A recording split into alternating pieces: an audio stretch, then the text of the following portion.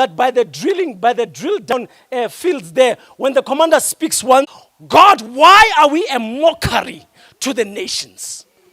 Why is it that anyone who likes to come here just walks in here, takes something and nothing happens to them?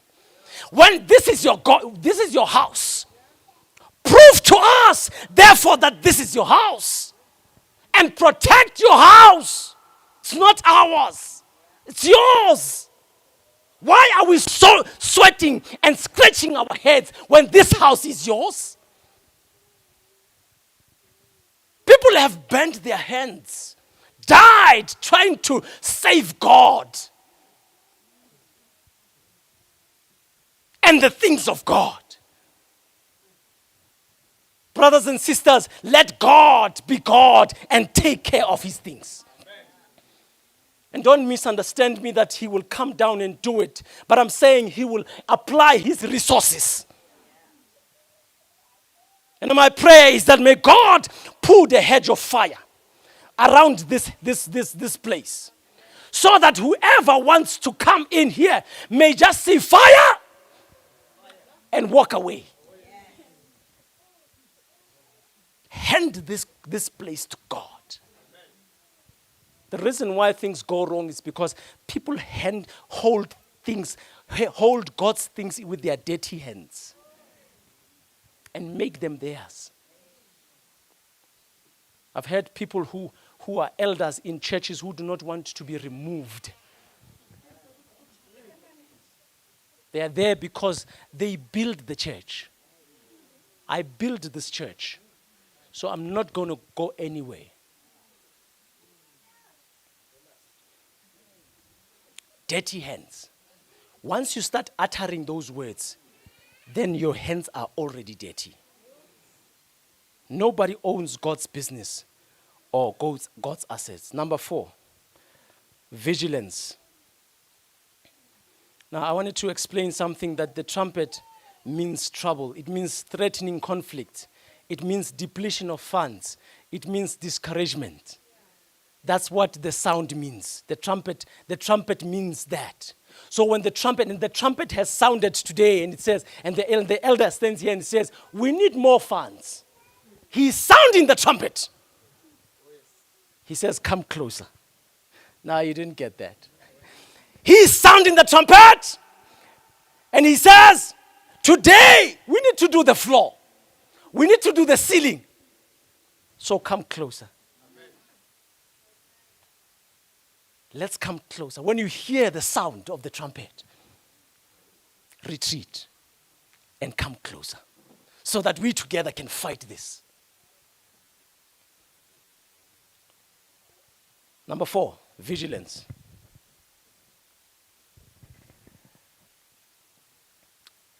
And he says in verse 21 and 22, half of the men, let me read it for you. Likewise, at the same time, as I said unto the people, let everyone with his servant lodge within Jerusalem, that in the night there may be a guard to us, and labor on the day.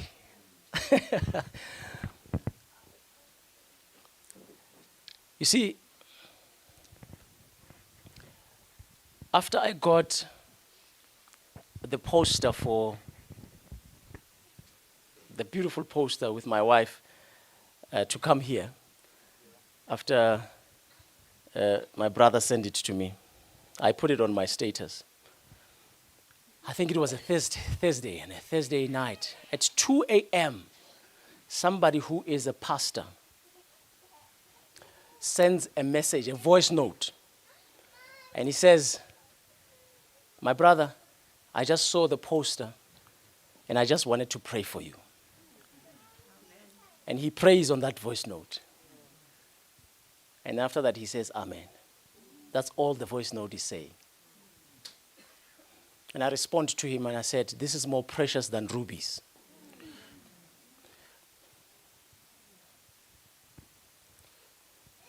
During the day, work and labor. But at night, be on guard for us. I don't know if the church is hearing what I'm saying. Look, you may not be doing anything or have much to give for the building of this church, but during the day, during the night, be on guard for us. You may not have silver or gold, but during the night, be on guard for us. You may not have any contribution or sound contribution to give like the standard of the world has, but during the night, be on guard for us. You may not be eloquent to say much during the discussions here, but during the night, I plead with you. Be on guard for us. While they work here, you see the falling of that wall. Some of you heard it as an announcement, but I saw it as God's intervention. The falling of that wall could have happened at the wrong time. But it happened just now during the construction, so that mistakes can come, rain should come, so that it can test the veracity, the strength of this building. And God reveals that. During the night, be on guard for us.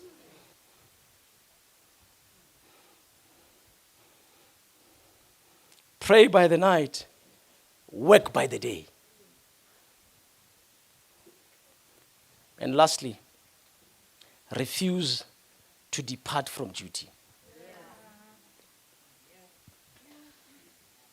Now I'm going to digress from the passage. I'm going to go to chapter 6, verse 3, whereby Sanballat and Tobiah are requesting a meeting with Nehemiah. Now, you know the story better than me.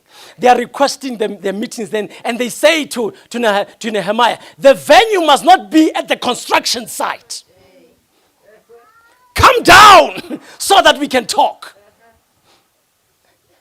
Let's have a meeting somewhere in town at the CBD. And Nehemiah is here.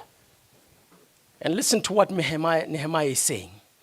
And I sent a messenger unto them, verse 3, saying, I'm doing a great work so that I cannot come down. Why should the work cease whilst I leave it and come down to you?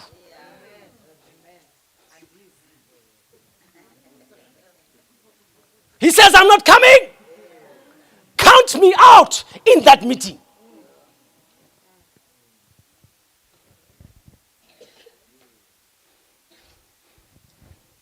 I'm doing a great work. Therefore, I cannot come down. Building committee. Do not be distracted by nonsensical meetings. You have a great work to finish. Chairperson of the building committee, do not come down.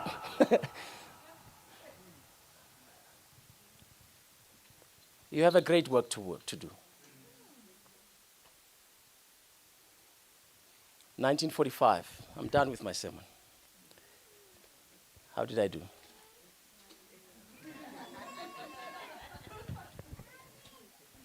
(1945) is the end of World War II. Some of you may know the story. That's okay. And America is fighting with Japan. The battlefield is in the Philippines. The American flights are coming through into the Philippines. And so are the Japanese flights, or the jets, the fighter jets. It's a fierce war. There's a gentleman called Hiru Onoda.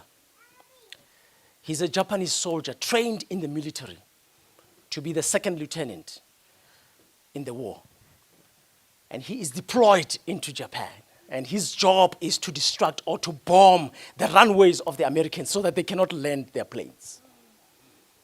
He's set there strategically so that he should be able to do that, bomb the runways. These people should not land. And he does that with great degree and exceptionally well. But August 15, the war comes to an end. This is 1945. The war comes to an end, and everybody is told, let's go home, back to Japan. And unfortunately, Hiro Onoda, together with those that were with him, did not get the message that the war has been done or the war is over. They were up in the mountains, fighting a guerrilla war in the mountains. And everybody leaves. And they go back home. But when they get home, they realize that there are other soldiers which cannot be accounted for. And one of them is Hiro Onoda, together with his other 4 friends. These gentlemen, they were fighting still up in the mountains. They did not know that the war has been done. They did not get the message that the war was done. In fact, the next time they got the message was sometime in October of that very month, of that very year, when they found the carcass and the note on the carcass which says the war had been done, and they thought, this is a decoy. Somebody is trying to trick us in here. Let's go back and fight. And they went back to the mountains to fight. The flyers were poured down, trickled down all over the country. And they found the flyers and they read the flyers and they said to themselves, no, the war is not over. Somebody is trying to trick us. Can I say to you, ladies and gentlemen, for the next 29 years, they were fighting the war.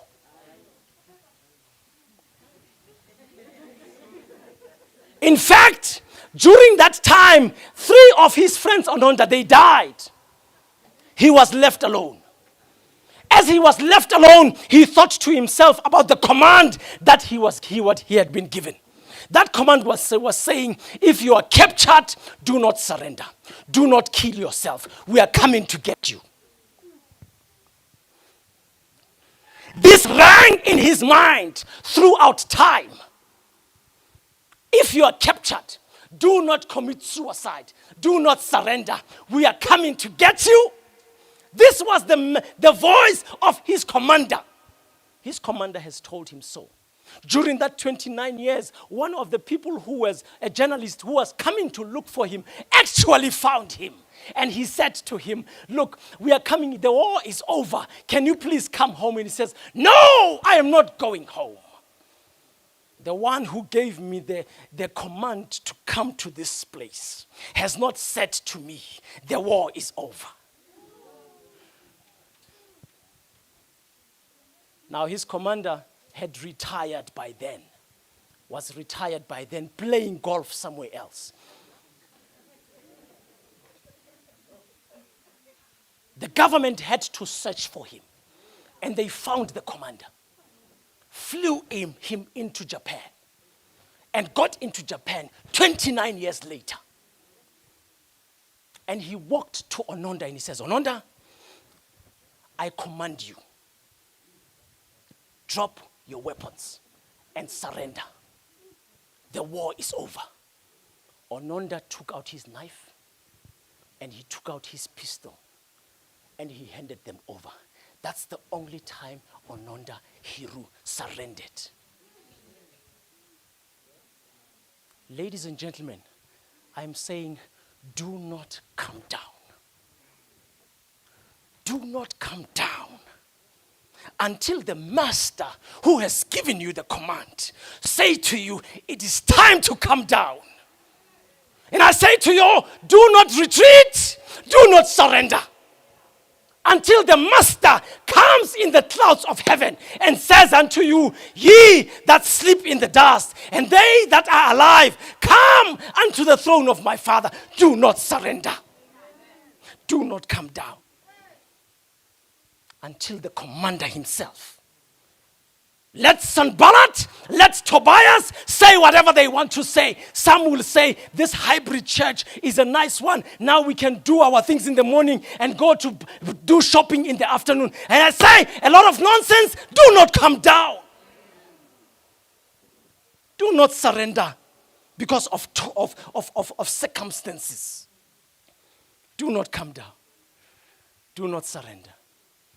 Because the one who said, go ye therefore, must also come and say, well done ye faithful servant. Until that is said, until that is done, I say to you, we are still in a fight. We are still in a war. Do not come down. May God bless you.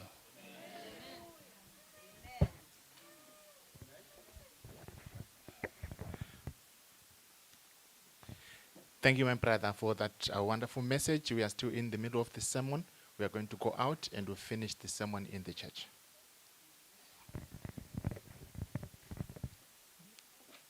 Let us be quiet.